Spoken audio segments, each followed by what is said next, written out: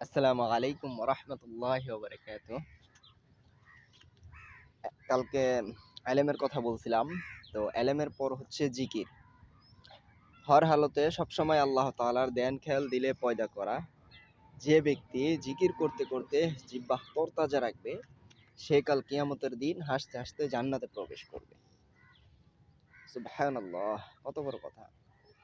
যে ব্যক্তি জিকির করবে সে জিন্দা, আর যে ব্যক্তি আল্লাহ তাআলার জিকির করবে না সে মুর্দার সমতুল্য।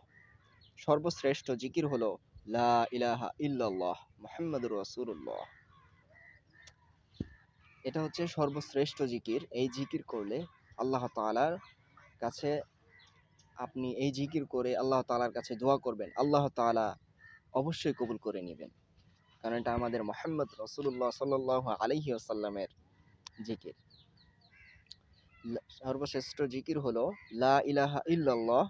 আফজাল জিকির হলো কোরআন তেলাওয়াত করা। আমরা যে কোরআন তেলাওয়াত করি এটা হচ্ছে আফজাল জিকির।